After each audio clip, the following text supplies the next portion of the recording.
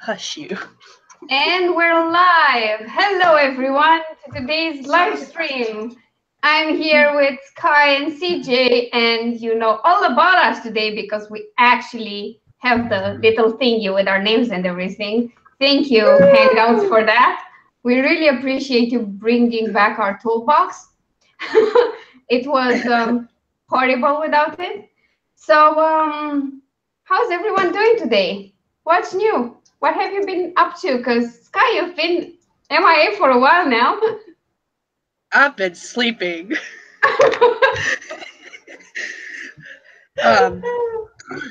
I've been doing all kinds of things, but mostly work and sleep back and forth, and that's it. Yeah, makes perfect sense, and it will tie in nicely into our conversation today because sleeping schedules are a big thing of writing and being healthy. And first, I need to apologize. I know I have black paint everywhere, but I'm painting furniture, and I put the final coat just before this stream started, and I was running in between here to check the time and the painting, and I thought I properly washed my hands, but apparently no. So sorry for that. But we'll just get this started. We're talking about writing and health and building healthy writing habits and just, trying to reach for some wellness in our crazy lives. And we have a pretty nice mix of perspectives between us because CJ has a part-time job and she's writing towards getting published. Sky is published and also has a job and the family and everything, and I'm a full-time author. So you've got all the perspectives you want. I think we also have varying degrees of laziness, and I think I'm like the queen of them all in that one. So,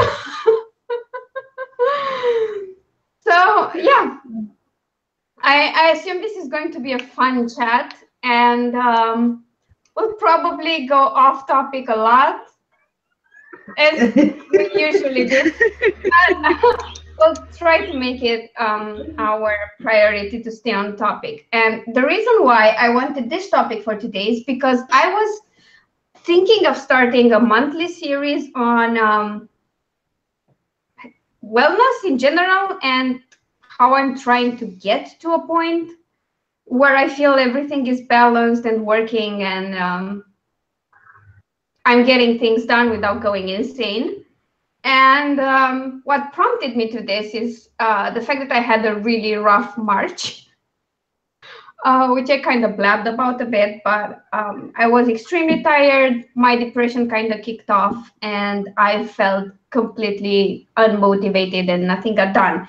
So while starting to analyze everything that went wrong and led to this, I realized I was partly to blame.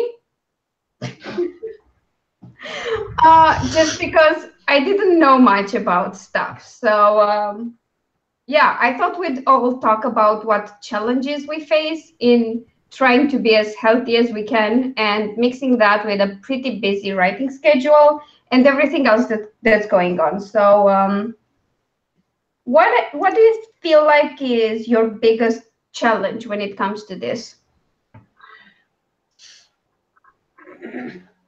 Starting. You want to go, Sky? You would. I guess I'll start. My biggest challenge when it comes to this kind of stuff is like finding a balance for everything. And there's 24 hours in a day, but it never feels like it's enough. Even though, in my opinion, it is enough, it never feels like there's enough time to get everything done you want to get done. So finding a balance for everything is usually my biggest challenge because I'll take too much time to do one thing and not have enough time to do other things. True. Time is always a problem for me as well. Basically because it's limited, and then whenever I come up with a schedule that I think works, I realize it's not adaptable enough. Because things change. I know that feeling. Yeah, you get one day when something comes out of the blue and you have to do that, and nobody cares you had a schedule. It just needs to get done, and then that throws off everything else. So yeah, I do relate to that. CJ? My biggest problem with this is keeping an understanding in my head that wellness, health, including and most importantly mental health, is all about maintenance. So Yep. there's really no such thing as catch up in terms of mental health. Like you can't live on the edge and then in like 2 days be like, oh, I'm doing all these really great things and I went and did a spa day and everything's better now. I have a friend of the family who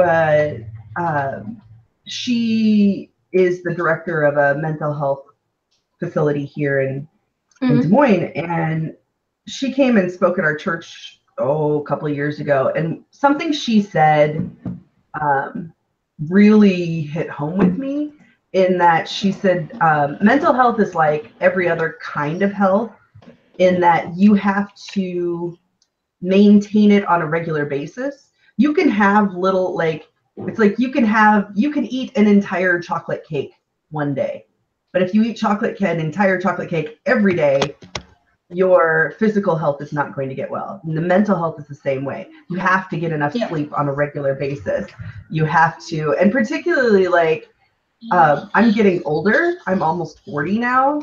So my my capacity to recover is shrinking, I guess.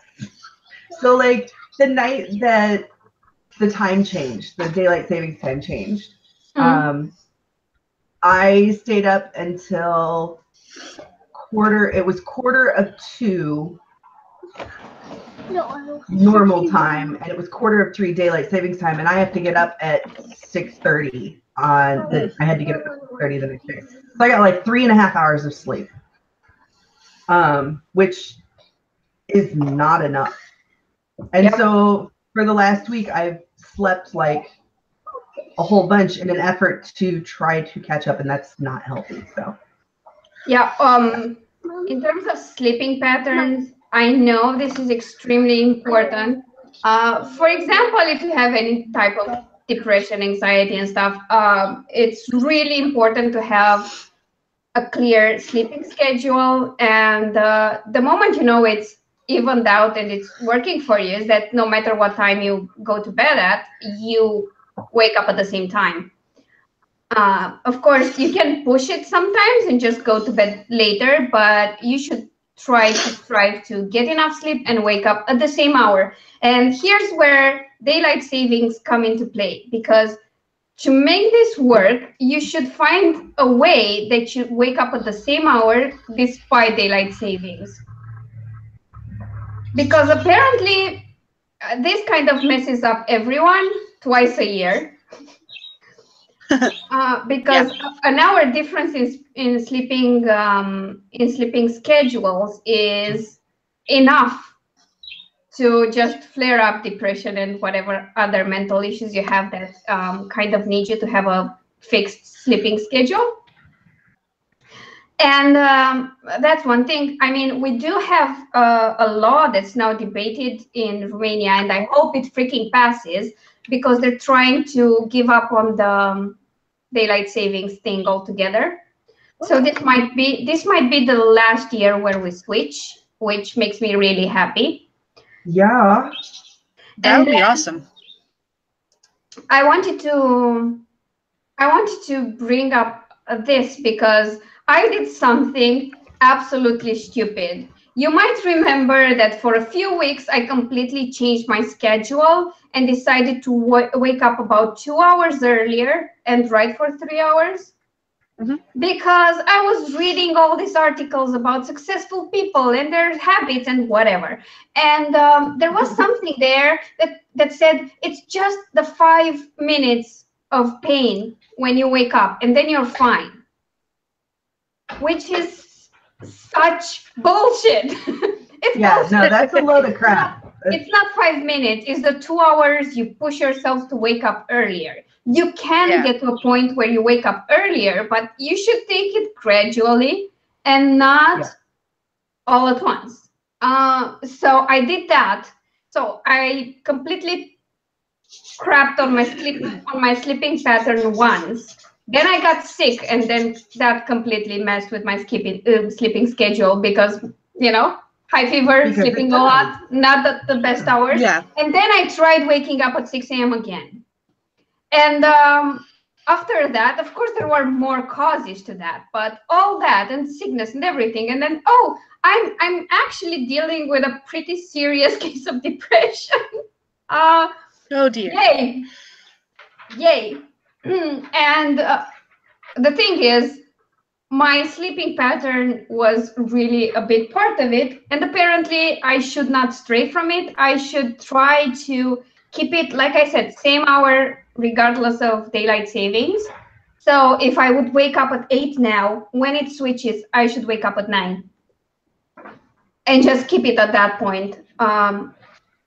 Which is difficult, and nobody told me that. And again, so many people telling you it's so easy to just wake up an hour early with no prep and no graduality, just jump into it. It's good for you. No, it's not.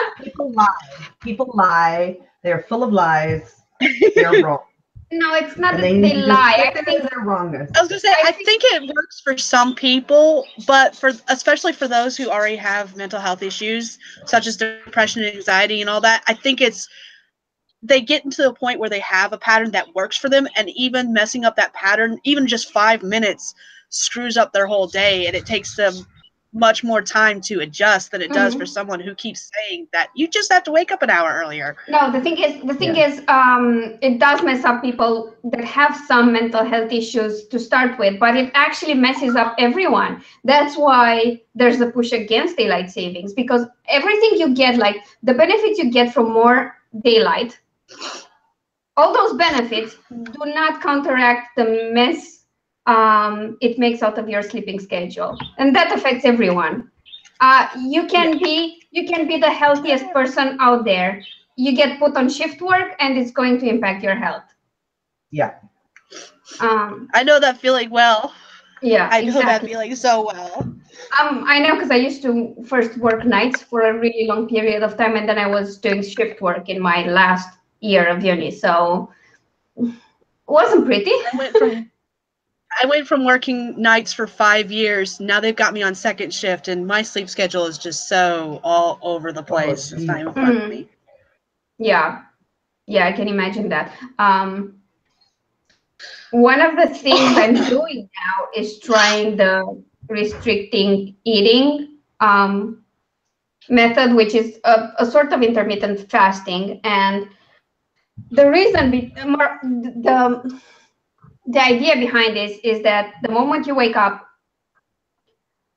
you have to be careful at what time you consume anything that's not water. Water doesn't count. You can drink as much water as you want. But if you switch to tea or coffee, the time is important. And you should stop consuming anything other than water 10 hours after that, max. 9-10 hours. Ideally, if you can't do that, you'd stick to 12 hours.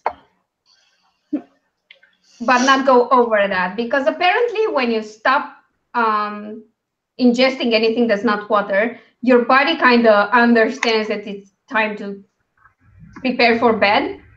And the doctor that was talking about that was actually doing a lot of research on shift work and how to help people adjust to shift work, so it might help you too.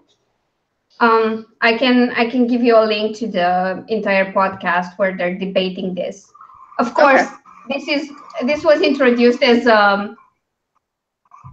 weight loss health alternative because it's supposed to also build stamina and get you to sleep better and keep you from gaining a lot of weight. Of course, it also depends what you eat, but it helped me. It did help me sleep better, and I think that's why I managed to go for almost a month of crazy schedules without going completely insane. uh, but yeah. I think it's worth noting that, I mean, we've talked a lot about sleep so far, but I think eating healthy, eating regular meals at a scheduled time, and eating foods that are lots of vegetables, lots of fruit, limiting the amount of sugar and the amount of simple carbohydrates and stuff like that, limiting those processed foods is really important, so that you're eating things that your body can process well, and that it needs to function at its best. And apparently, and I am not. Oh, go ahead. Sorry for interrupting you, but apparently for depression, it's really beneficial to eat breakfast kind of early. I mean, not very late after you wake up, and the protein-rich breakfast helps. Yes. I add a lot of protein, and it helps. I will find it and post the links in the description, Tamara, because I don't have it off the top of my head, but I am subscribed to the doctor's channel who hosts all these debates on health and restricted eating and stuff like that. So I will drop it in the description of this video after we're done. Maybe you find it useful.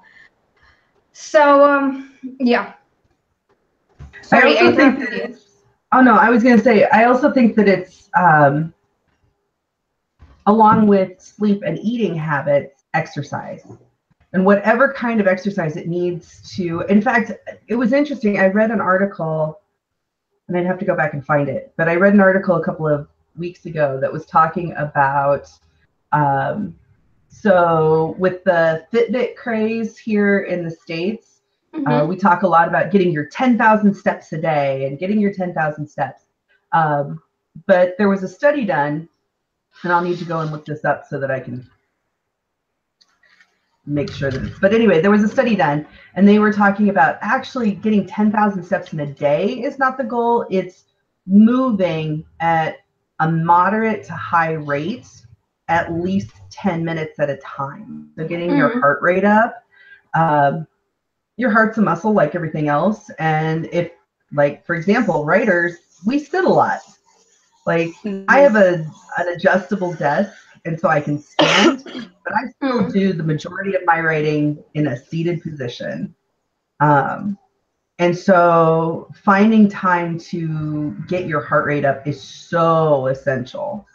And you want to do it on a regular basis. If you can exercise every day, even a moderate amount, it makes huge differences. And the other thing is, so there is a correlation. It's a correlation, not a cause, but there's a correlation between creative people, creative minds, and mental illness.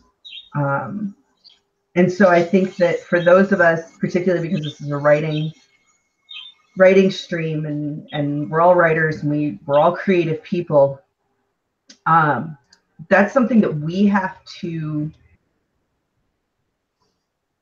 I think we have to be extremely sensitive to, recognizing that this has a higher percentage of coming as part of our baggage. Mental health, whether it's anxiety or depression or bipolar disorder or schizophrenia, or anything that messes with the mind, we are more susceptible to. And so I think we have to be that much more vigilant about taking care of ourselves and guarding that self-care time from other intrusions in life. And it's not like we're going to be perfect about it, but I think we have to be vigilant. And I think that for me, you were talking about, I have a part-time job. I actually have 3 part-time jobs, but one of the things that I did, it's been 8 months now. 7, 8, yeah, 8 months now. I quit my full-time job. I'd been working a full-time job 40 plus hours a week. I had 2 part-time jobs, plus I was trying to write. And that was not healthy. It was not. And sometimes you can make little adjustments to your lifestyle and that works. Sometimes you have to make giant changes to your lifestyle in order to No, I agree with you there, because before the whole sell my website thing, for like a year and a half, maybe 2, I had the travel blogs that I was actively working on, and that took a few hours a day, every day, just to build traffic, create content, get advertisers, things like that. And then I had the services for authors where I organized and ran blog tours for them. And I was also doing that for my former publisher. I had a deal with them where they got a really low price for a full package. And on top of that, I was also doing a lot of consulting on the side for them, which was like just me helping out. It still amounted to another few hours every day. So just from these 2, I had a full-time job covered, like 40, 45, maybe more hours per week. And then I had my writing, and also marketing my own writing, which again added on top of it. And sometimes it felt like I was working 2 full-time jobs and going insane. So I started cutting them off one by one. First of all, I cut the writing services, the author marketing services, sometime last summer, I think June or July. And then I had planned to sell my website, but I started focusing more on that. And then I sold the website. I sold my main travel website. I still have one where I post occasionally, but my only actual job is my writing. And I kind of increased the hours I spent on that. So I'm kind of at a full-time job and change right now. Still, it's better than before, but yeah, having so much pile up, I totally relate with that. It's not healthy, and I was terrified of making this switch. I was terrified I just wouldn't have enough money, or it wouldn't work, or whatever. But so far, so good. Actually, it worked for me. But again, I had the buffer of having sold the website, so that helped. And I didn't change career paths like overnight. I planned it. It took me a year and a half, and I saved money, and I lived incredibly frugally, at least for me. And I saved up enough money so that I didn't have to have another part-time job for 6 months. Yeah, I did that too a lot. I mean, I made sure I covered all of my credit card debt and whatever other things I had to pay, that I had enough money to renovate my room so that I could work in a more relaxed environment. And I did live frugally for a long time, just because all the money I had went into new books and covers and author events and things like that. So this was a long time coming. I mean, I published my first book in 2014 in spring. I was working on building a writing career long before that. So if I go back to the point where I started writing seriously and thinking about all this seriously, it's been, I don't know, 8, 9 years of slowly moving from my actual career into writing.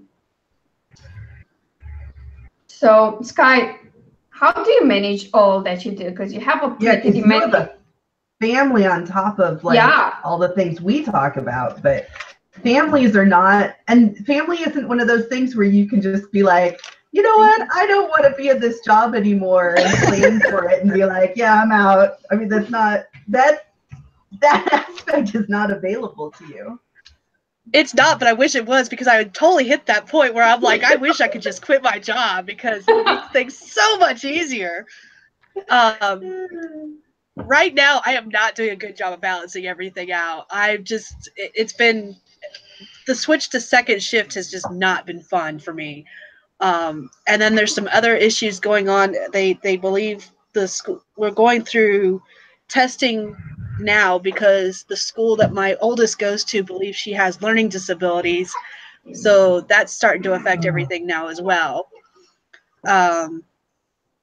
But as far as like my writing schedule goes and how I'm fitting everything in, is that I do a lot of my writing during breaks at work because I don't have any other time otherwise to do anything. Um, Especially lately, I've been either at home dealing with the kids and the testing, the learning disabilities, and all that fun jazz, or I've been at work. And work is an hour drive for me, so even if I only work 8 hours, I'm gone 10 hours a day just for work. Yeah. So it's been kind of interesting, and the only writing I've been doing is during breaks at work. Still, that's something you should be really something. proud of, because I am. most I'm happy if I can get 500 words down a day. I am. That's a huge word count for your schedule, and Yeah. I imagine a lot of people would just think like, oh well, fuck this, I'm just going to enjoy my break and have a moment to myself. So Yeah. Heads off And to I know you. as far as balancing family life around that, I've been trying to work it so I only write during the week. So the weekends are completely, they're work free and they're family oriented completely because working a second shift job, I leave before my kids get home from school and they're in bed by the time I get home from work. So the only time I usually see them is the weekends. Yeah, no, I totally get that. And that little tidbit you threw in there of work-free weekends, that's really important. I mean, I think since I got back into YouTube, I've been talking about breaks and their importance, and then didn't take enough breaks. So now lost the schedule, man. Yeah. Yeah, and now I'm like 10 million years behind because this month has been, as my boyfriend told me, I should be kind to myself and just try to negotiate with myself every day and go like, what can I do today that doesn't make me to go, nah, hell, not that, that's not happening, and still helps me feel like I'm not a total failure of a human being. So some days very it's smart guy than others. Yeah, well, he's dealt with depression before, and he's more knowledgeable about it than me. And the reason he is knowledgeable about it is because he actually took an interest in this. It's not that doctors here are particularly helpful. The thing is, you have to be open to admitting you have a problem, and the reason why I never wanted to say like, oh, I'm dealing with depression is because I never went to an actual medical doctor to diagnose it, because I have my reservations about psychiatrists in Romania in general and in my city in particular. So I'm still trying to find someone who does that, and or a clinical psychologist, someone who's actually well prepared for this. And the other was that it's never been super severe for me. And I always felt if I start ranting about depression, I feel like I'm taking attention from people who have a more severe case than I do. And then I was just talking to my boyfriend who's had serious issues before, and I was telling him what was wrong. And he just looks at me and says, you do realize those are all symptoms of depression, right? And I was like, well, yeah. I imagine I should stop running from it and stop counting on me bouncing back quick from it, because this time I'm not bouncing that quick. Nope. I'm still dealing with it after weeks. So yeah. Yeah. And I think that T was saying the same thing in the chat, and that the 500 words for that schedule is absolutely amazing, which I totally agree. Yes.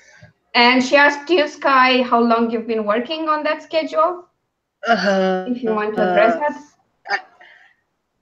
I've been on second shift now since mid-November, I believe. And I think I'm just now getting back into writing because I did really well during November for NaNoWriMo, but honestly, I haven't done a lot of writing since then until 2 weeks ago, maybe. Not even 2 weeks ago, it was this week actually. So I haven't been on the schedule where I've been writing until like now. And it's working for me now that I'm actually, writing. But it hasn't been going on for very long, so we'll see how long it lasts. Well, the thing is, that shift changed in the middle of NaNoWriMo. You were still writing for NaNoWriMo from what I'm remembering. And then you had the holidays, and then you had to finally adjust to your new shift. So the fact that it's March and you're writing, I think you did great. Yeah. You did great. I'm really happy with it. I'm happy with it, so we're good there. Mm. I'm not where I wanted to be by now, but I'm slowly getting there. Oh no. I don't even want to talk about where I am and where I was supposed to be. And I'm working towards what CJ was talking about, with the fact that she took a year to build up savings and stuff like that so that she could quit her full-time job to do all these other part-time jobs, because 3, oh my god, I would die. But I'm working towards that goal. Like, I'm starting with no savings whatsoever, and I probably will not start saving until after my taxes come back and we get all the bills that are past due caught up again. So, right. But that's my goal. And I should be clear that, like, not all my part-time jobs are equal. Like, I have 2 paid part-time jobs and 1 volunteer part-time job. And 1 paid part-time job is like 15 hours a week. Like, it's hardly anything. The other one is piano lessons, and it's a very different part-time job. It's self-employment. It's something I love doing. And it's, at this point, it's probably 8 to 10 hours a week. So it's not a huge amount. And then my other volunteer is I'm the director of music at my church. And so that's maybe 15 to 20 on a difficult week. Okay. So none of my part-time jobs, I think between the 3 of them, I'm working probably 1 full-time job ish. So, but for example, one of the things that when I made the choice to shift from a full-time jobby job to doing what I do now, is you still have to pay the bills. So one of the things that I was like, okay, how do I pay bills until I get my writing stuff off the ground? And for me, and this is one of the things I am so grateful to my mother, because I did not, when I hit 6th grade, I was about 12 years old. I did not want to do piano anymore. I was done. I was tired of it. And she made me continue. And I'm so grateful, because being a piano instructor means I'm working about 10 hours a week. That includes lesson planning and, and travel time and all of that. So 10 hours a week, and I'm making almost as much as I made at my 40-hour-a-week job at a high stress level. That's why I have never learned piano. But here's the thing that I think is important. I think everybody has something that they can do that with. It's just finding the angle that you can use it. Yeah. Yeah. And that's the hard part, I think. But yeah, it is. I was going to say something else about, so in terms of mental health, I do have to say, Alina, you were talking about, you feel like, oh, it takes away from other people who have a harsher time or whatever. Mm-hmm. One of the things that I've been very grateful for is that my father struggles with depression. He struggles with mental health. And although at the time when I was 12, he went through a really nasty period of depression and burnout, and it was really ugly for a while. But having seen somebody else go through it, and he's very forthcoming and very open about his struggles. And I know that I have other family members who struggle with it as well. And he's been really encouraging to them to talk about it and to share their experiences. And we all experience it at different levels. Some people, like, you go through a really mild depression and you're like, hey, I can snap right out of this. And then, a couple of years later, it hits you like one. Yeah, it hits you like a freight train. And it's And that's, I'll tell you, I'll be really honest, that was the impetus for me making this life change. Is I went through a 2-year depression. And I was on meds and I was in therapy and I was doing all of these things, but it still took 2 years and a major life change to get over the hump. And I think it's important that, first of all, you don't diminish your own illness. So Sarah has the flu. If I get a nasty head cold, which is not nearly as bad as the flu, it doesn't decrease the pain that I'm in because of my head cold, just because Sarah has a worse illness. Yeah, no, I totally get that. And I think it's also a bit of a cultural thing. Because in Romania, mental health is still a bit of a stigma. I don't care about it much because I hang out with a lot of people that are not Romanian. I'm thankful for that. I was just watching. I caught something on TV the other night, and there was this journalist talking about our troops in Afghanistan and how people, if they get PTSD, they will freaking hide it. If anyone catches on, they lose their jobs. Unlike the American troops, they don't have systems in place to help them deal with PTSD. And some guy was at least they exist. At least people talk about it. At least if you get PTSD, there's a chance that you can still serve. It will not end your career. Here, you get caught, you're fired. That's it.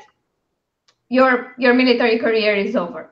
So they were talking that the Americans were like, they think we're the happiest people alive because we do not have these PTSD programs in place. When actually I had to deal with it on my own. And the guy was mentioning, I think it was a guy, but yeah, all our troops there are pretty much male. He said, I woke up one night with my hand on my wife's throat and just shushing her to keep quiet. And I was at home. There was no risk. There was no attack. It wasn't anything. And he had to deal with it on his own because that's the only option you have. And sure, there are a lot more psychologists and therapists here, but I feel like a lot of them don't know what they're talking about much. They don't have enough experience. They are not well informed enough, and there's no one that they can really learn from here. Yeah. And the further you go from the capital, I think it's worse. I'm not even going to touch on rural areas where I don't think they even heard the word depression in anything other than maybe a movie, like which is bad. And the thing that pushed me to just be more open about it and at least start the process of finding someone who's qualified and who I have some trust in, was the fact that I was like, okay, this is serious now. It's been serious before when there were actual causes for it. Now I have no actual real world causes. I mean, nothing bad happened other than I messed up my sleeping schedule, but I'm happy. I'm happy with my family and my relationship and my work, and it's still hit. That was one thing. And the other was, what if I contribute to this opinion about mental health if I diminish my own issues? So I was like, maybe I should just talk about it and start a wellness thing and document what I'm doing, and maybe it will help other people, because I'm sure Romania is not the only country where we're kind of hush-hush about mental illness and mental health. And it should be noted, yeah, the United States is probably a little better, but there's still quite a bit of stigma. There is. Particularly around, I think, particularly around depression. Because I think a lot of people think of depression as sadness. Like, I mean, it can be, but not just that. Yeah.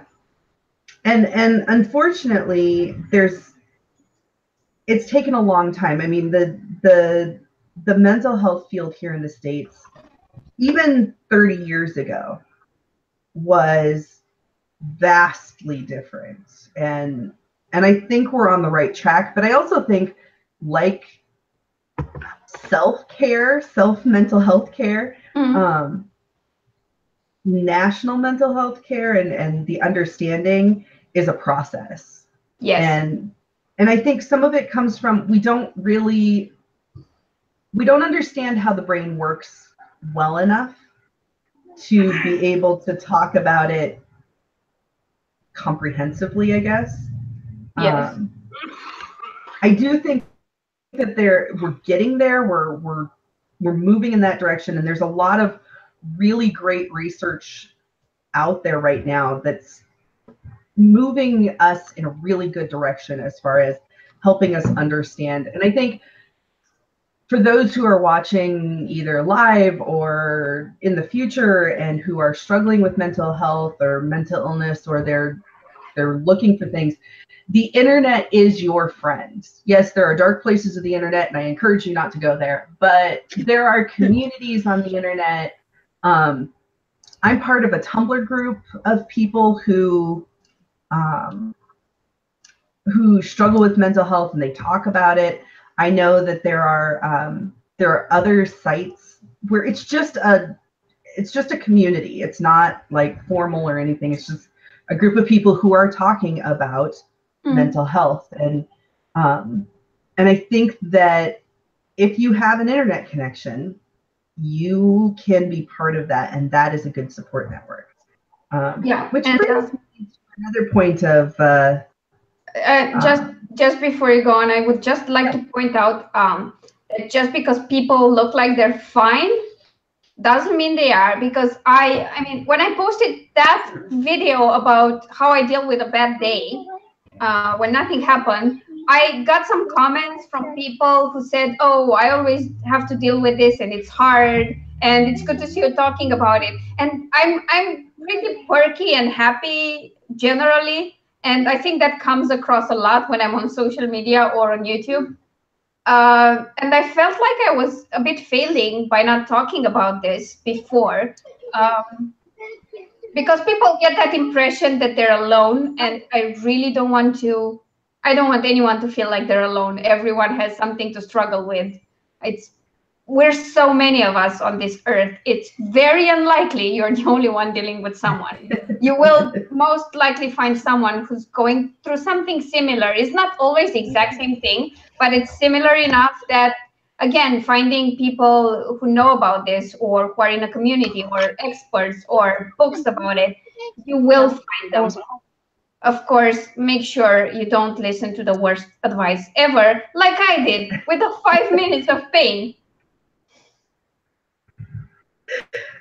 So yeah, sorry for interrupting you. You can, yeah. No, you're fine. I thought I'd lump it in with the community part. I think that's excellent. I think that's, yeah. And I think that as long as we're talking about self-care, putting yourself in a community or finding a community that can support you is a vital part. Whether it's a mental health community, if you're struggling with mental illness, or like, I can't tell you how grateful I am for this group of writers. For you, Alina, and Sky, and Amber, and Sarah, and Tamara, and Jazz, who are in our chats day after day and night after night. Like, they're there. And Claire, so whenever she's not asleep. And Claire, yes, Claire, whenever she's not asleep. But I think that is so, you were talking about you're not alone and you can find this. And I think that across the board, that's not just for like talking about mental health or dealing with your mental health, but having a group of people, even if they're far away, you can connect with online and be part of a community that is supportive and takes you for who you are and loves you. I mean, like, that's really what it is that you love and care for each other. And I think that's no, I agree. And just jumping on that, if you feel like your community is kind of out of control and is bringing you down, maybe it's time to expand. Because people I hang out with kind of changed when I went back to YouTube because I met new people. And I think it took a bit of distance to start to notice some patterns and some trends and just unfollow some people.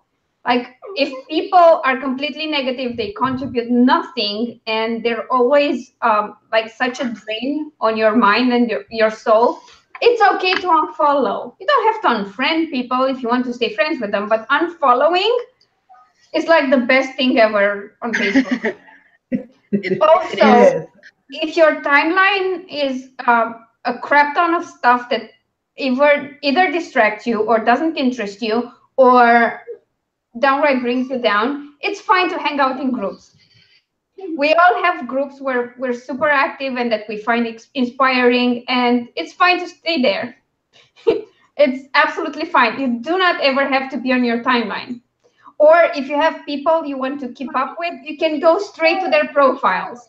You can avoid all the places that are just not contributing anything to your well-being or your career or your drive. That's absolutely fine, I think. Yeah. Yep, I agree. Okay. There, going on that, actually, there was something I read a long time ago talking about the fact that you're the sum of your 5 topmost friends. So basically, you take the attitudes of the 5 people you hang out or like the most, and that is the sum of who you are, essentially. Yep. And if those people aren't good people, essentially, or just not good for your mental state, it's time to find new people to hang out with. Yeah, no, I agree with you on that. And it's not just about mental health, I mean, or your state of mind. It's also about what you want to achieve. If you're a driven person that wants to achieve more and strive for better, and you surround yourself with people who just don't want to bother, that will bring you down. Yeah. That's why I find it so inspiring to follow people like you and Claire who have such big goals for life. Yeah, too bad I'm like, I feel like this month I failed so miserably at this. There are things I made progress with, and I try to remember myself that I did make progress with those things. I've worked a lot on my website, and it will probably be done by the end of the month. I somehow smashed my reading goal because it was so low. I'm already past it, and the readathon is coming. So that happened. Actually, I do agree with you because I was talking to Claire and she said something to me on Messenger she says, I'm just going to accept that this is going to be more of an admin month where I update covers, update descriptions, edit some books, and there's not a lot of writing happening. And I was like, dude, that's brilliant.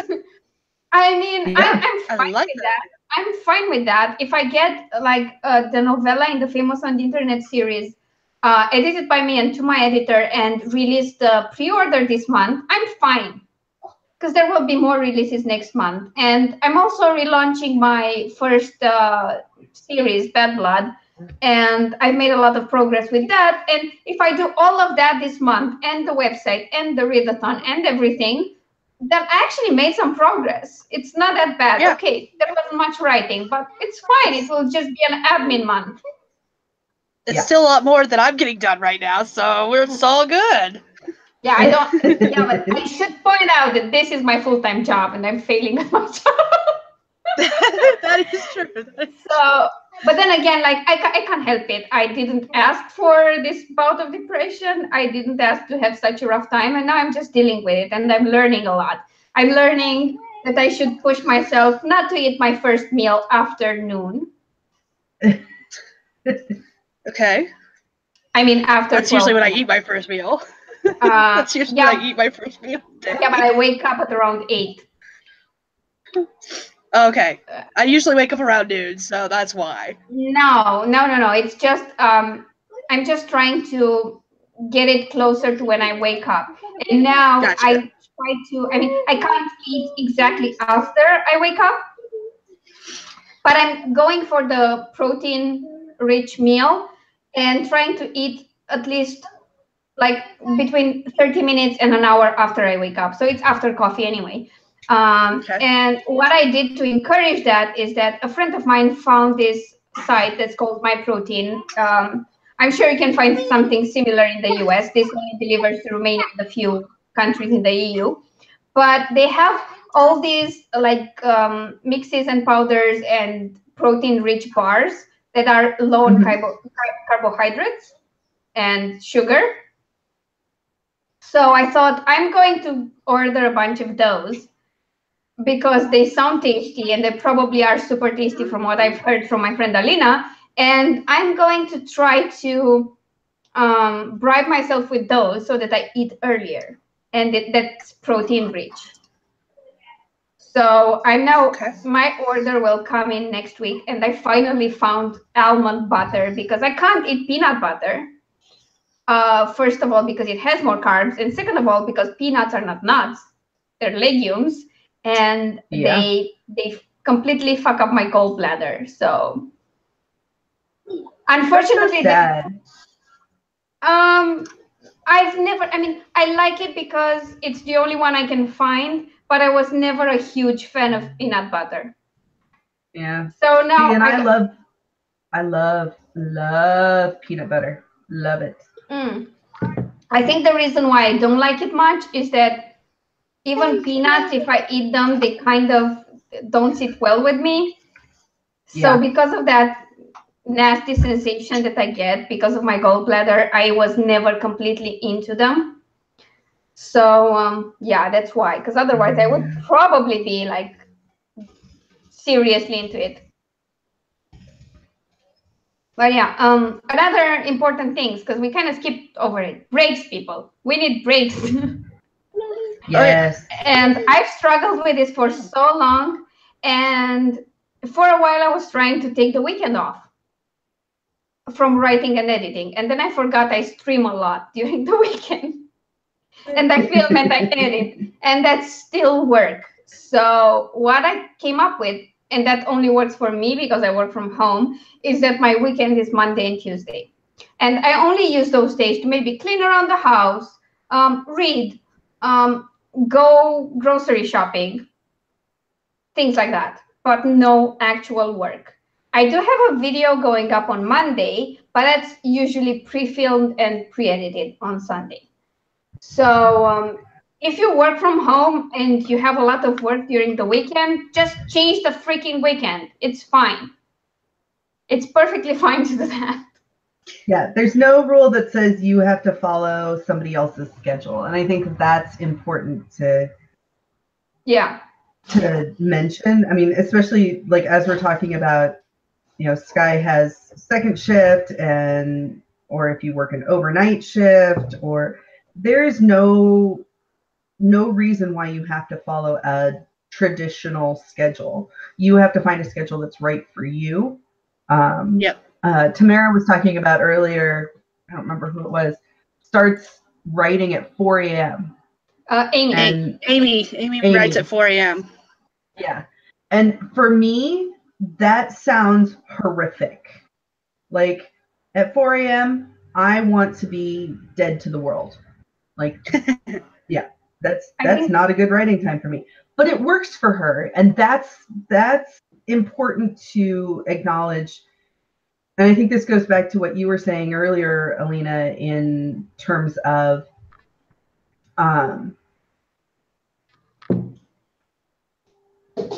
nope, I lost it. I had a thing and then it went. In doing just things, I mean, schedule things the way they were best for you. Yes.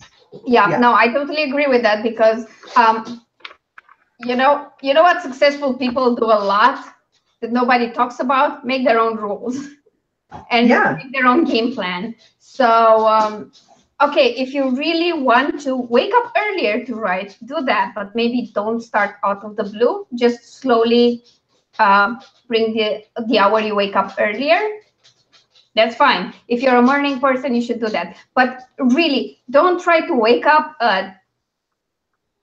too early in the morning to even think straight when you're a night owl. Sure, even when you're a night owl, you should strive to go to bed by midnight. Right. Because it helps sleeping during the night. But waking up at 5 a.m. when you're a night owl is torture. First of all, because it's hard, and second of all, because you're not taking advantage of your most productive time of day.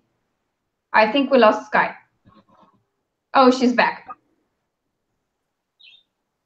We lost you there for a bit, Sky. I am back. I don't know what happened. The only thing I can figure is my husband's doing something online too, and the connection was like, nope, too much too soon. Okay. So yeah, I mean, finding the best time for you to do things is really important. And to be honest, waking up that early never worked for me because, I mean, it felt good to be done with everything at the end of the day, but then I was too tired to enjoy other things. Yeah. And even if I managed to squeeze those in, I would get home. It was 10 p.m. I was in bed, but my brain wouldn't shut up to go to bed. So it just was too quick of a change, just too quick. And it didn't help anyone. Certainly not me. It doesn't get you anything. Like you don't gain anything from trying to observe somebody else's schedule. Like if it doesn't work for you, you're not. It's not going to be good. I also think that, and this is also important. I think we don't talk about it enough. Trial and error is definitely not. The error part of that is not failure. And I think so many, and particularly for those of us who struggle with mental health, understanding that not getting it right the first time is not the end of the world, and you haven't failed at what you're trying to do. You haven't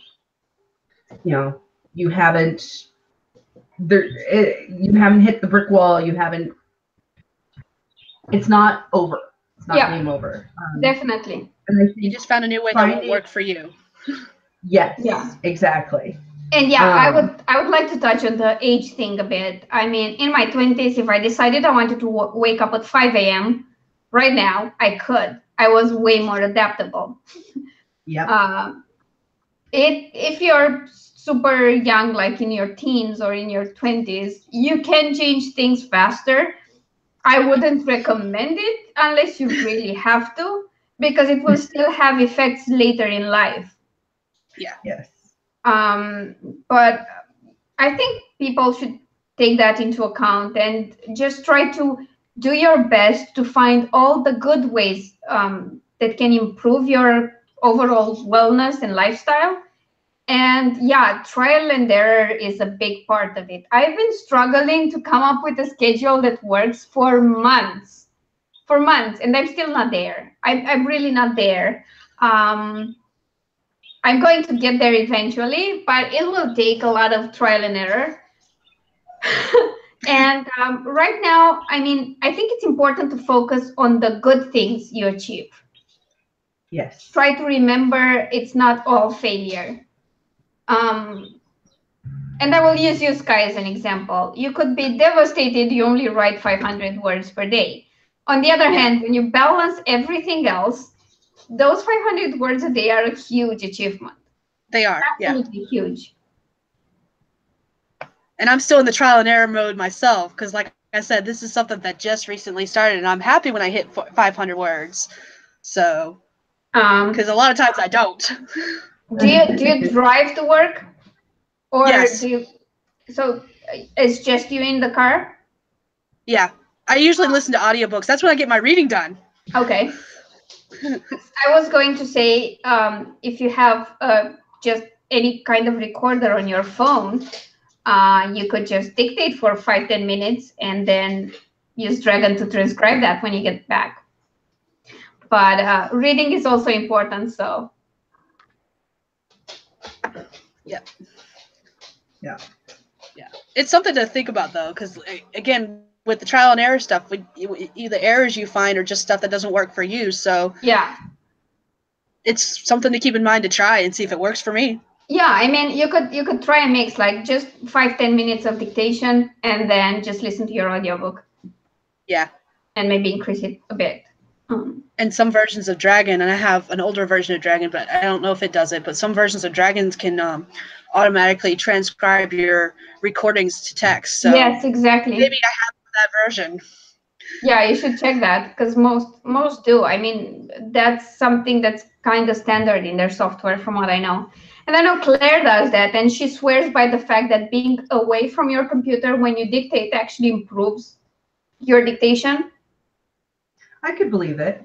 Yeah, I can believe it too, because you're not always looking at what you're doing and yes. correcting every little thing. Yes. Yeah. Because the thing is, with dictation, you have to realize it's a different way of writing compared to typing. You shouldn't just, I don't know, when I write, I watch the words come onto paper, and that helps me write better. When I try to dictate, if I just wait for the words to come up, I will lose my train of thought. And I'm not trained to do that.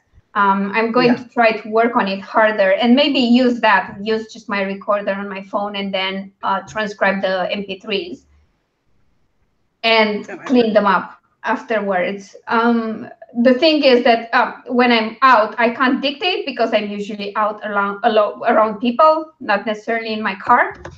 So that's when I listen to audiobooks. If I'm out with Ares for a longer walk, if I'm grocery shopping, if I'm walking to run errands, I'm usually listening to audiobooks. That's my audiobook time. And speaking of that, let's get into exercise. So I use my dog whenever I can. Not recently because it's been super wet. We had sun for 2 days, and then we got thunderstorms and then a bit of sun, and now it's going to snow. Oh, obviously. Spring. Yeah, spring is awesome. It's kind of bipolar. I think spring is bipolar. I agree. But once this is done, I am going to pick up my long walks with Ares again, and I can't wait for that. And I was thinking I might try to add some running into that. I don't know how that will be, but I definitely got some very interesting sportswear from Decathlon this weekend. So this week, sorry, my weekend, but it was this week. So I'm doing that. And the other thing I do a lot, because where I live allows it, is that I walk. I only take my car when I need to carry stuff with it. So if we're going grocery shopping, I'm going to take my car. But if I'm running to the bank or to submit some paperwork or run any other kind of errands, I walk.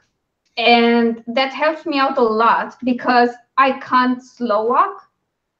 So whenever I'm going somewhere, it's a bit of a power walk. So that's my cardio. Speed walking for the win. Yeah. Yeah. I can't. And it's not something that I'm exaggerating.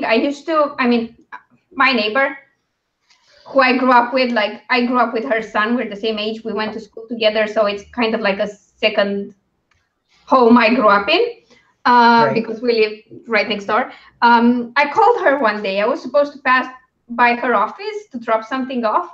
And she asked me where I was. And I told her I was at the main post office, like the big one in the center of the town, city, whatever it is. And then I walked to her office, and it was like 3 or 4 bus stops.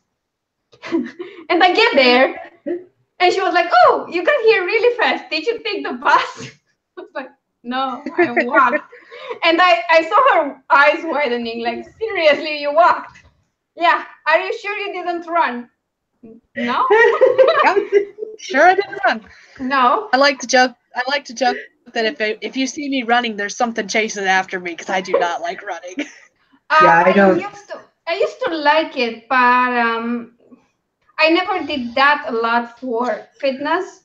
I mean, I did a bit in high school, but in high school it was really difficult most times because we started school at 7:30, when we were studying in the morning, and then when we were on afternoon classes, I usually had a really packed schedule in the morning because I did a lot of school-related but extracurricular activities. So usually I'd leave home at 10 a.m. and return at 7 or 8 in the evening, just as a reference. So there wasn't a lot of time. What I did 2 nights a week after that, I mean, for a while it was ridiculous. In my first year of high school, I would wake up at 6 or 7:30, take a 5-minute shower. That's when I perfected the 5-minute shower. Then I would start working on what I was supposed to translate Latin to Romanian. Then pack everything and run out the house at 10 sharp. I was supposed to be in school at 10 already. I'd pretty much power walk and run my way to school. I'd go into the Latin, I don't know how to call it because it wasn't a lab. It was just something similar to the labs, but for humanities. And we'd be there with our Latin teacher who was preparing us for the national contest and whatever. And I'd stay there for 2-3 hours, depending when my other classes started. Then I'd go to class.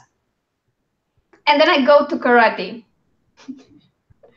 So on those 2 days, I would get home, or was it 3 times a week? I can't remember. 2 or 3 times a week anyway. And then I'd get home at 10 p.m. I'd literally pass out because nothing else was happening.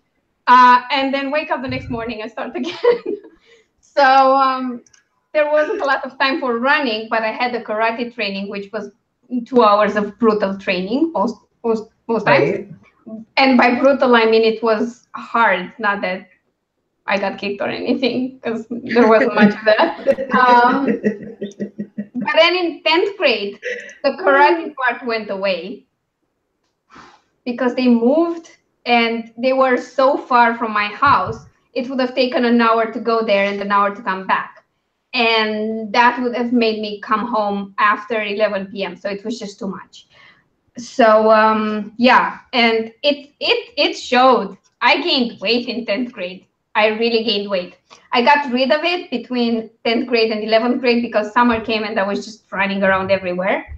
But yeah, I kind of quit on the running part that I used to do mildly,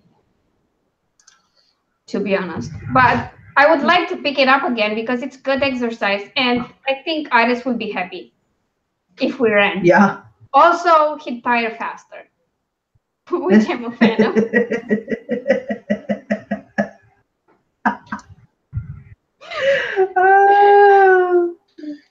It's all about how fast you can make Iris tired. Yeah. Also, I mean, like, I'm really looking forward to it because I feel like the poor guy hasn't had enough exercise with winter and rain and everything. Yeah. Because it's not because he gets dirty, because I don't care about that. I can wash him. The problem is he doesn't get dry fast enough. Yeah.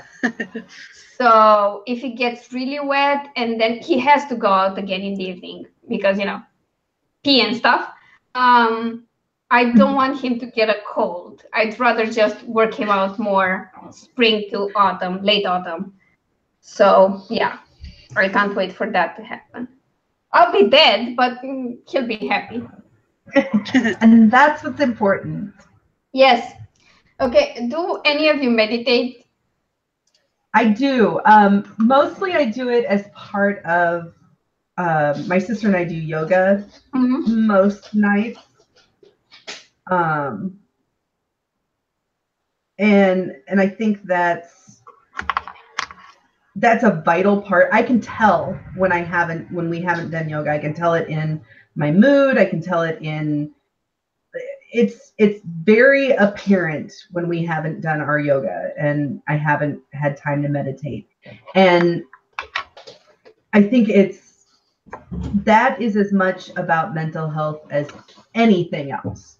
That time to almost shut down all of the other functions of your brain and focus on just what's happening right now in this moment. The breathing, just the breathing is amazing.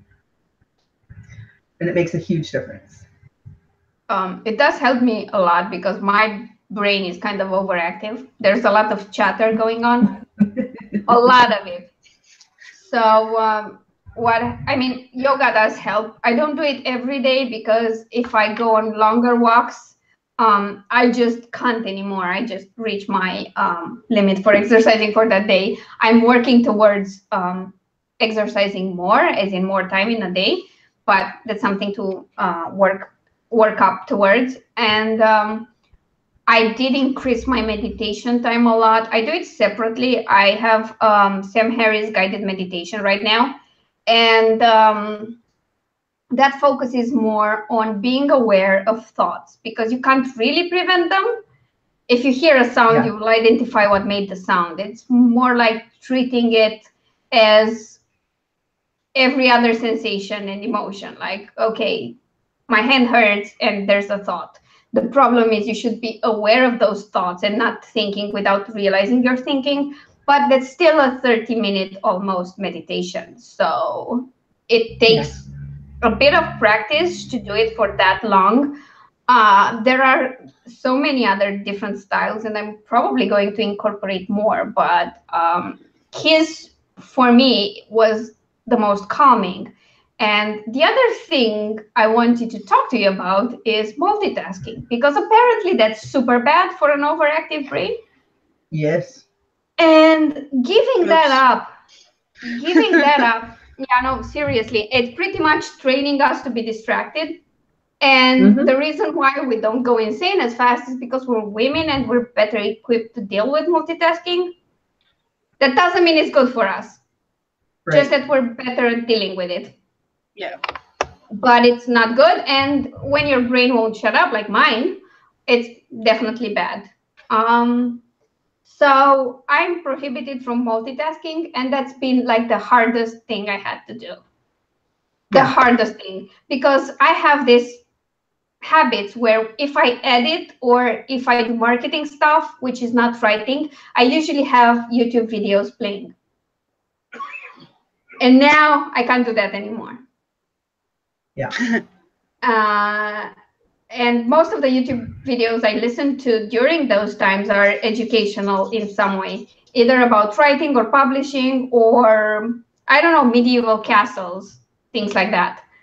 And since I had to cut that out, it's been really difficult. I mean, I feel like I need to do that, but I can't. The only moments when I allow myself to do that is when I'm eating. If I'm eating, I can watch YouTube videos. That's not exactly multitasking, or not as bad.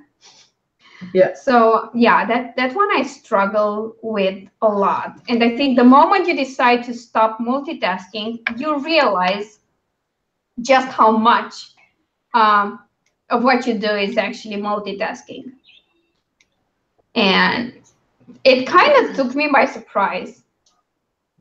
It really did, especially with things like social media and email checking and whatever. I'm working on desensitizing myself. Like if I hear an alert, I won't just run to my phone and do it.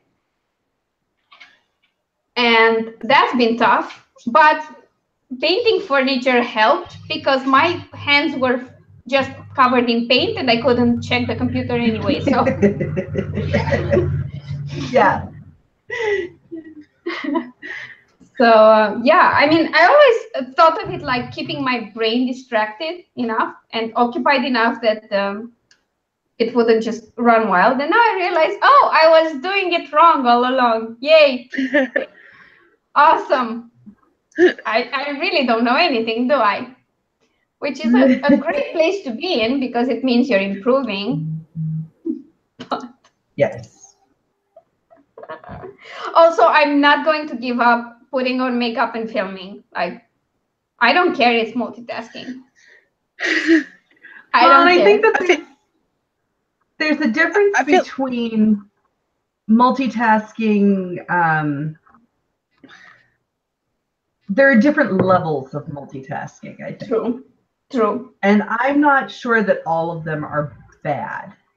Most. I think what has to happen is like most things in life, there has to be a balance. So for me, if I'm watching TV, I'll be knitting or crocheting. Technically, that's multitasking. But because they use different parts of my brain, it's not, I don't think it's as damaging. The same thing, like, also I've seen you crocheting, so you're like, you don't even pay attention to it. It's just something you do automatically. So yeah, like it's just my hands just need something to do. I do it at church during the sermon, because frankly it helps me listen, because otherwise I get distracted. I'll start looking at, and keep in mind, I sit in the front row because I have to be like right next to the piano. Oh, so I don't have to run like to get to it when it's time to do the thing. But so there's no people to distract me, but I'll start looking at the backdrop behind the pastor. So the pastor's talking and I'll start looking, and like we've been talking about updating it because it was made in the 60s or 70s. And it's really ugly. And so I'll be like, I wonder what kinds of things we can do with it. And my brain starts to go in that direction rather than focusing on whatever the pastor is saying. And that's, the whole purpose of being there is to listen. So I should listen. So focusing on or having my hands doing, knitting or crochet or whatever.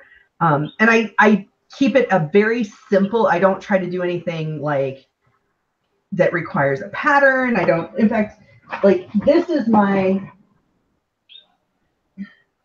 church project. That's what I call it.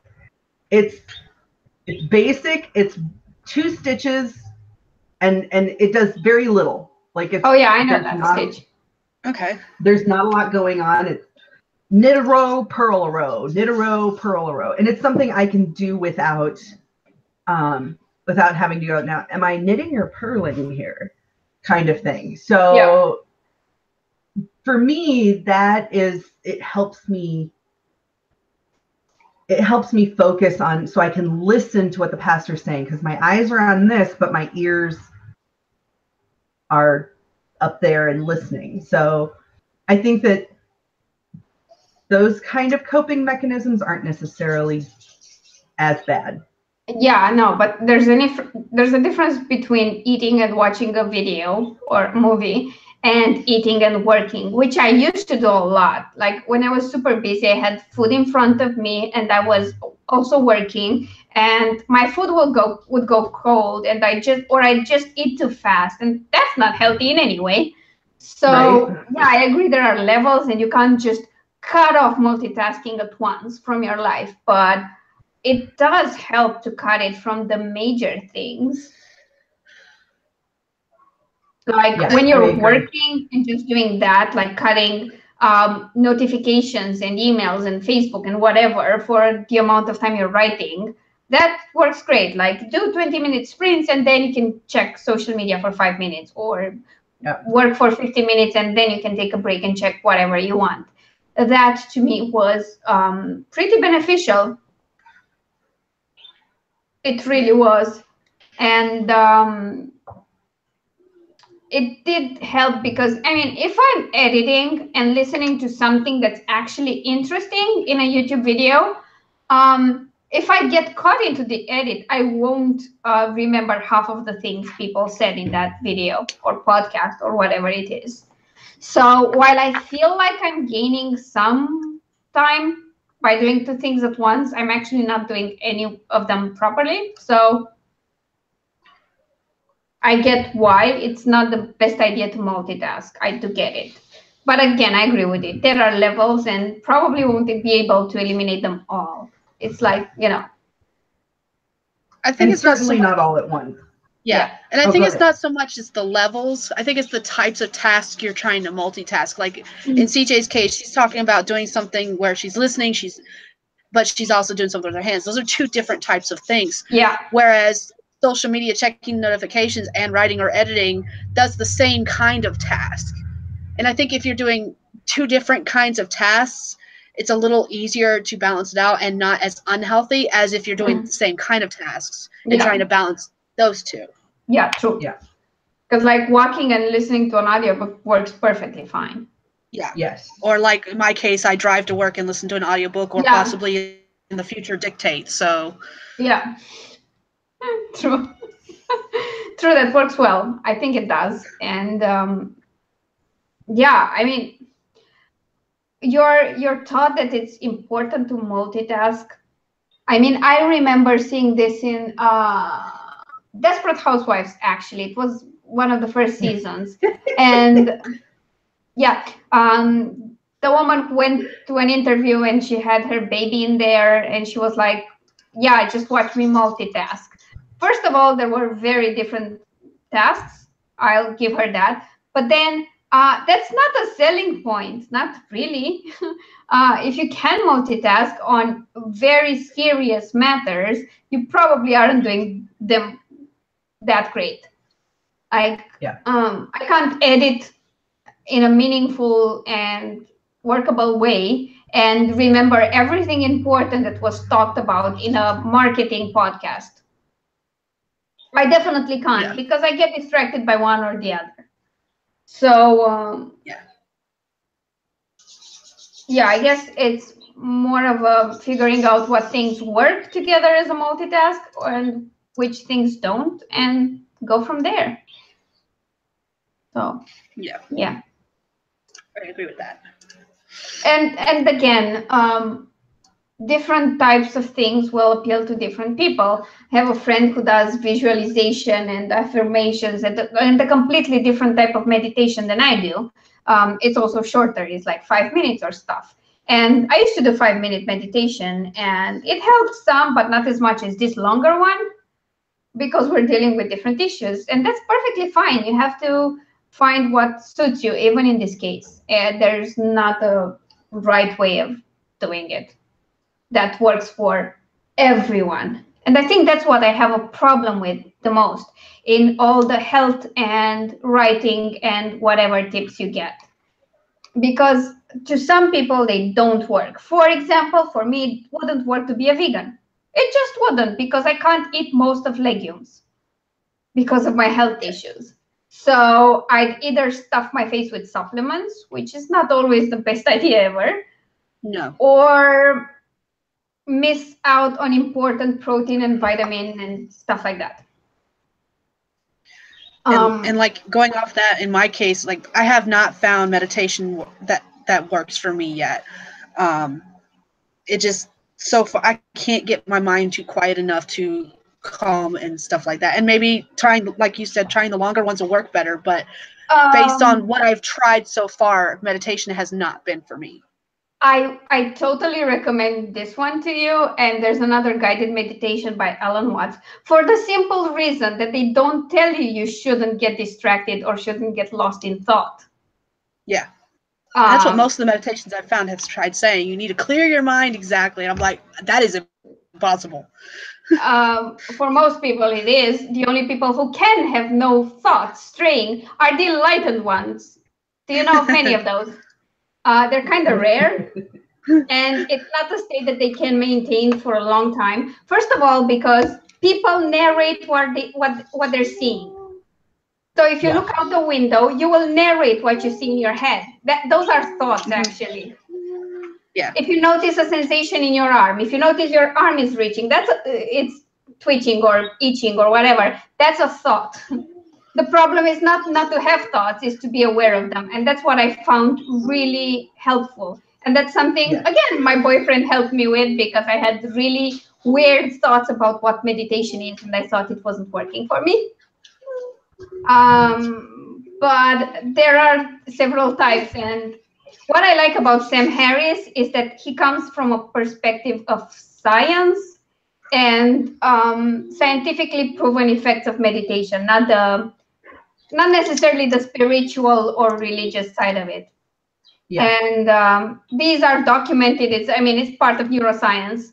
So because of that, I find it really helpful. And yeah, I will send you the links post chat.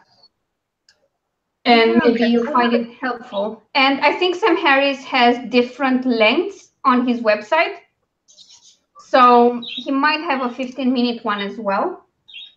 But yeah, that I found really helpful. The fact that he doesn't say, I remember there was some part of his guided meditation, and he said something, when you realize you're lost in thought, try to come back to the breathing and notice the thought.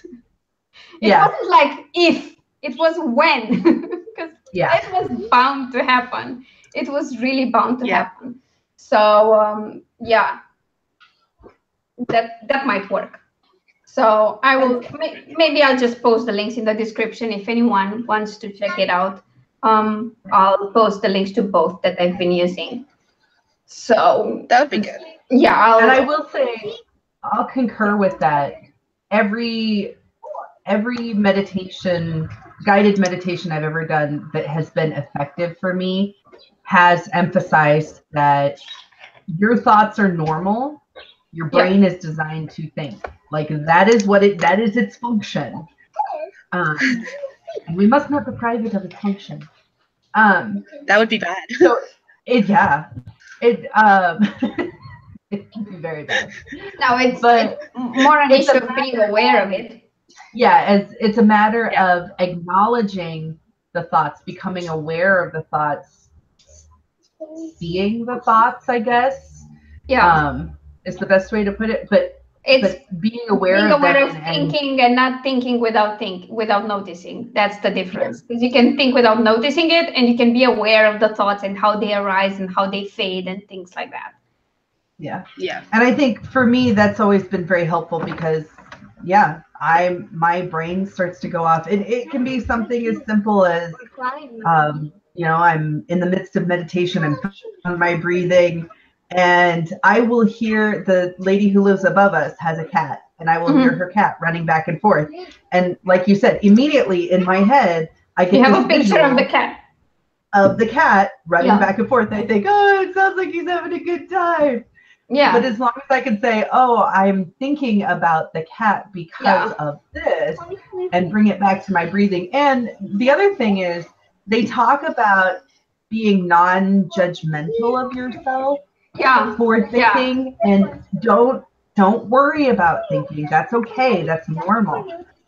So that I think is very helpful as well. It is indeed really important. And the thing is, if you try so hard to clear your mind of thoughts, you'll get more of them and more vivid. The moment you focus on them, they kind of fade away faster anyway. So. Yeah. And that's exactly what I was finding, was that the more I tried to force thoughts out of my head, the more thoughts that came into my head. Yeah. And the reason meditation didn't work for me. Yeah, that's an issue I had, because I tried meditation before, even before meeting Mike, and it never worked for that exact reason. I mean, if it was a minute or two of meditation and it was guided, maybe it worked. But the moment it got lengthier, I got distracted, and I felt bad for getting distracted. And then I realized it was just a poor guided meditation. It was my fault. I just didn't understand what meditation was, what I was supposed to be doing, and I thought I needed to clear my mind, which wasn't going to happen on my first meditation ever. Right. And not with the method they offered. Second or third or fourth or fifth. I mean, like, that's not. I like to do it as part of my yoga practice. Mm-hmm. The way the yoga program we do, she's very big on, you start by meditation and you end in meditation.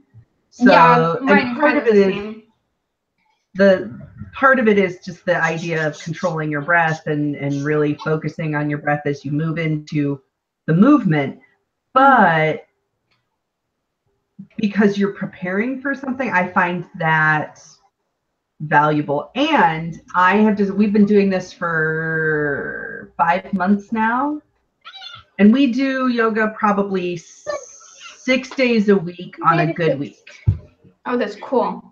And it's the reason why I want to push it more into my schedule, because I found it really easy to go through my 20-something minute yoga workout, which kind of ends with a couple of minutes of meditation, and then go into my guided meditation. It works so much better.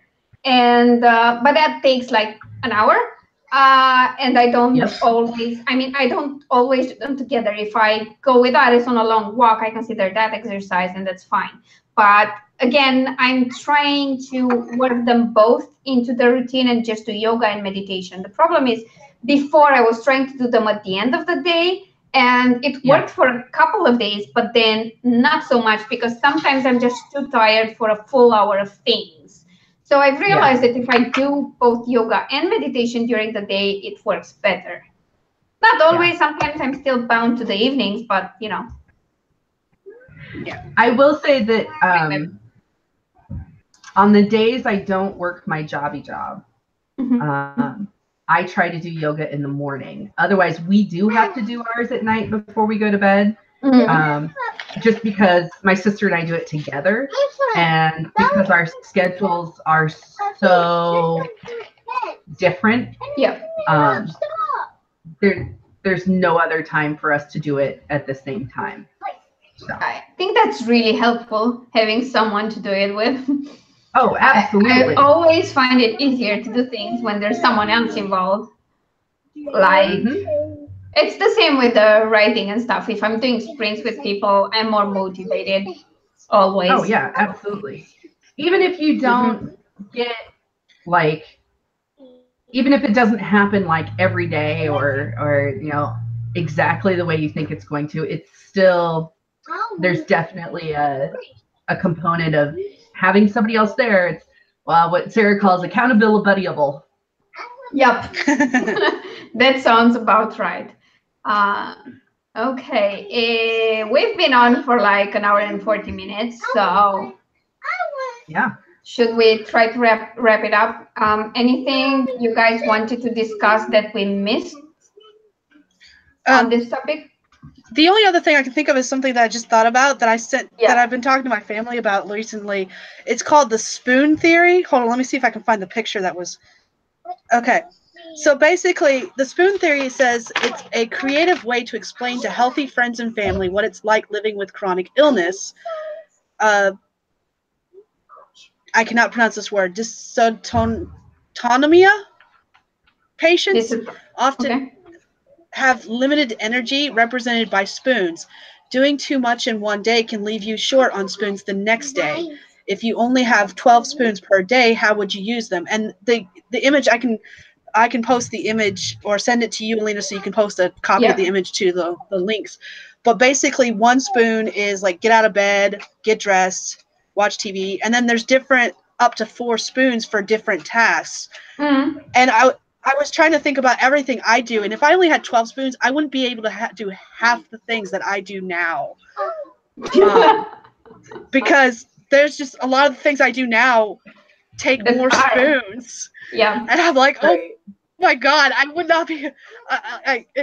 But it puts so many things in perspective of like how much energy it takes to do different tasks per day that I'd never even thought about before. Yeah, that's true.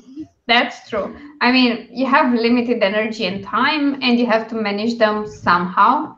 And if you use a lot of that energy in one day, you'll need time to recover. So yeah, and it's worth noting that.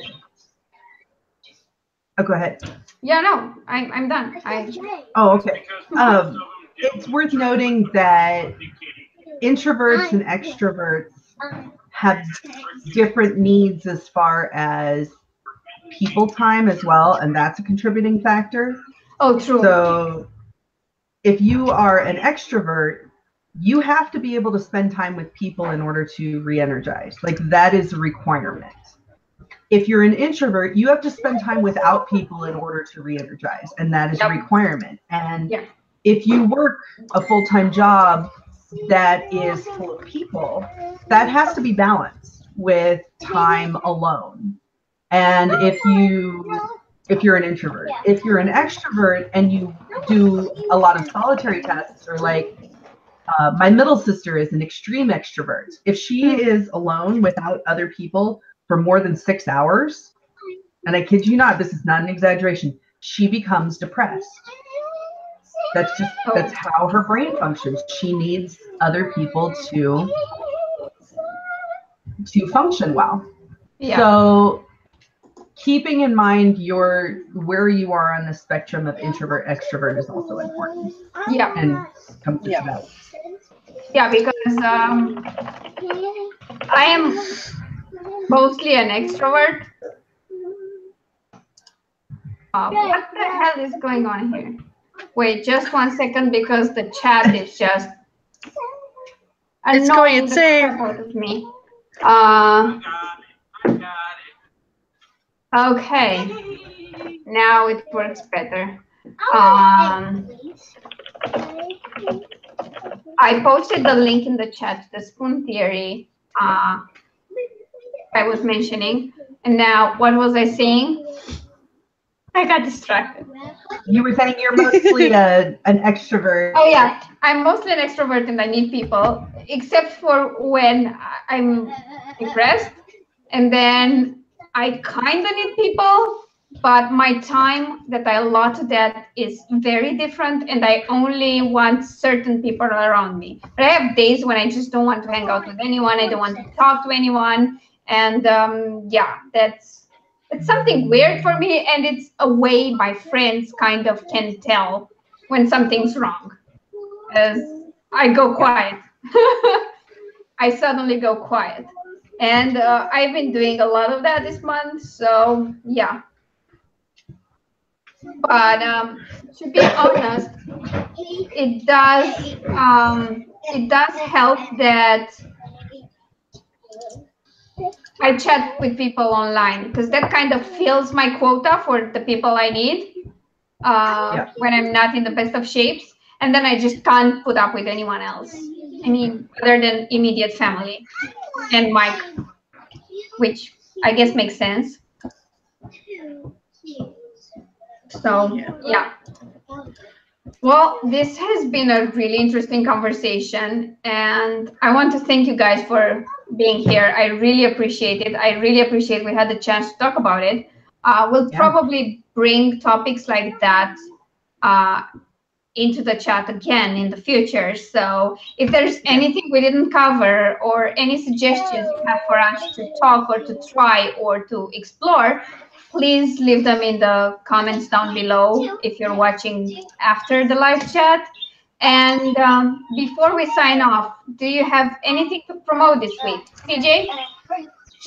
I don't have anything to promote right now. My videos are kind of on hiatus as I'm trying to complete this short story before the end of the month. Okay. So The Baba I don't have Yaga anything. Yeah, I don't have anything to promote right now, but hopefully I will next month. Okay, Sky.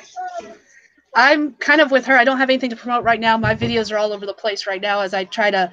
I'm going to be doing a lot of pre-filming in the future, hopefully, and then just posting when I can. But until I get a handle on this schedule, I have nothing. Anyway, both of your channels are linked in the description. So if anyone would like to visit them and follow, subscribe. That's the word I was looking for. What are those words there?